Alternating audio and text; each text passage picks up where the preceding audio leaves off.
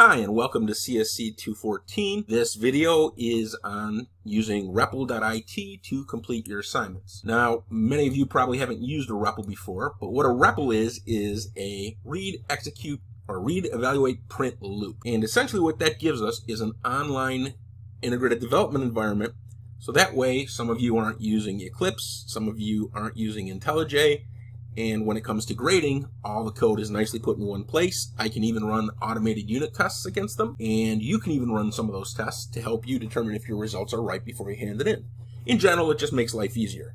Now, that said, there are some caveats and some slight changes to some code we'll have to make to use them, but they're minimal and they won't interfere with you understanding Java. Additionally, you are welcome to use any IDE you'd like, even including command line. However, when you hand it in, you need to use the Repl. So this video is going to cover receiving your initial sign-up email, how to sign up, writing your first program using Repl.it, and how to run the automatic test. So let's get started. Now we're going to go over actually receiving your sign-up email and joining the class. So once you're signed up for the course, you will receive an email, and it will look something like the following. When you open it, and you see the Join Classroom button, all you need to do is click on it. And from there, we'll actually get you registered. Now, if you don't have the email, you might want to check your spam file, but that's all we need to do, and now we're going to go ahead and sign up. Okay, from here, we're going to click the button in our email, which will then go ahead and take us to Repl.it. And here at Repl.it, we're going to enter a username, try to pick a unique one, and it already has our email. We'll enter a password, and then we'll hit next. When we get to this next screen, it's going to ask for more identifying information. Just put your first and last name, hit next again. Here you'll see the list of classes you're eligible for. Select CSC 214 and click on this, and now we're into your course. From here, we're going to do our first programming project. Okay, first we're going to notice that all our assignments are listed in reverse order. Sorry, I couldn't help that. That's not due to me.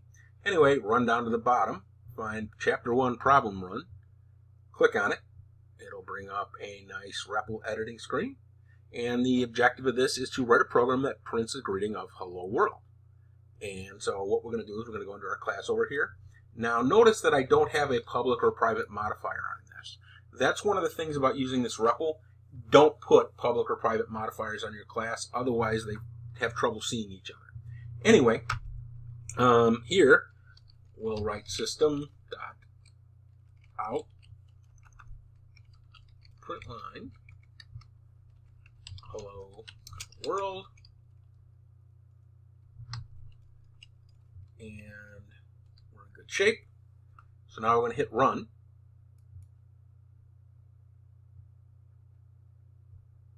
And we look at the bottom of our screen right here, and we see that hello world worked.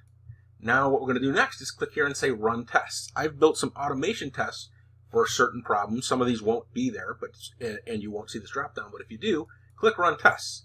Then what it does is try to do an automated test. If your program works correctly, that will turn green, and you're good to go.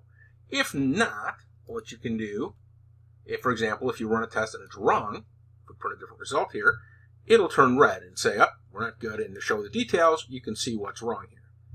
So, then we go back and fix it,